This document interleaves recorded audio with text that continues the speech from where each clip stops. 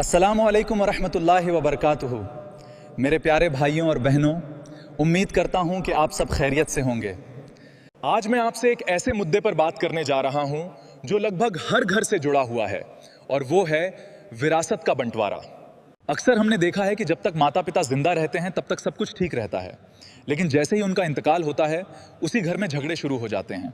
भाई भाई से लड़ने लगता है, रिश्तेदार एक दूसरे से दूर हो जाते हैं, और सबसे ज्यादा अगर किसी का हक मारा जाता है तो वो बहन का हक होता है। कई बार बहन से कहा जाता है तुम तो शादी करके चली गई हो, तुम्हें जायदाद की क्या जरूरत है। लेकिन मेरे भाइयों, ये फैसला इंसानों का है, अल्लाह का नहीं।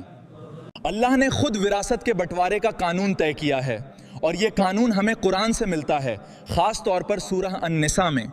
अल्लाह ताला फरमाते हैं, मैं तुम्हें तुम्हारी औलाद के बारे में हुक्म देता हूं कि लड़के का हिस्सा 2 लड़कियों के बराबर है, और अगर लड़की हो तो उसका हिस्सा आधा होगा। अगर सिर्फ लड़कियां हों, 2 या 2 से ज्यादा, तो उन्हें जायदाद का 2/3 हिस्सा मिलेगा।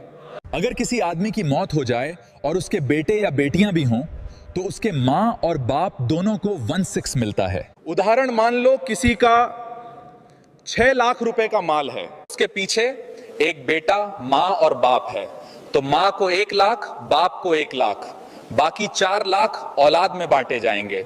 अगर उस आदमी की कोई संतान नहीं है, न बेटा न बेटी, और सिर्फ माँ बाप ही वारिस हैं, तो माँ को 1/3, बाकी 2/3 बाप को मिल जाता है। मान लो 6 लाख रुपए हैं, माँ को 2 लाख और बाप को 4 लाख। ये सब उस वसीयत और कर्ज की अदायगी के बाद होगा जो मरने वाले ने छोड़ा हो। ये हिस्से अल्लाह की तरफ से तय किए गए हैं।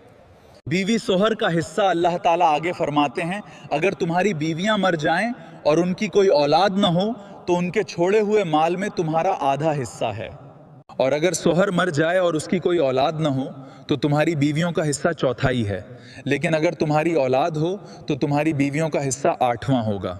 और अगर किसी मर्द या औरत का न बाप हो और न औलाद, लेकिन उसका कोई भाई या बहन हो, तो उनमें से हर एक का 6ठा हिस्सा है।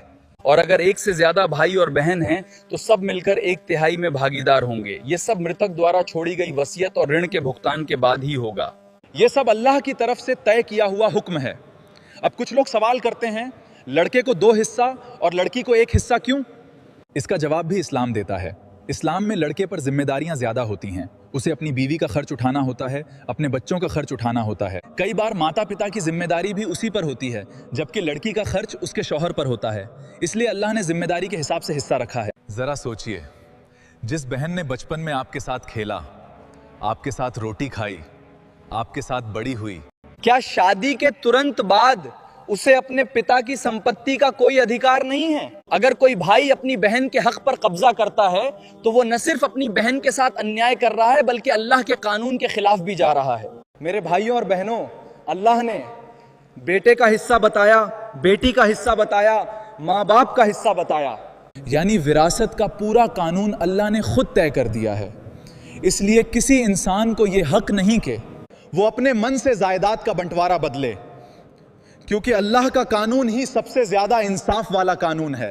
अल्लाह से दुआ है कि वो हमें कुरान को समझने और उस पर अमल करने की तौफीक दे, आमीन।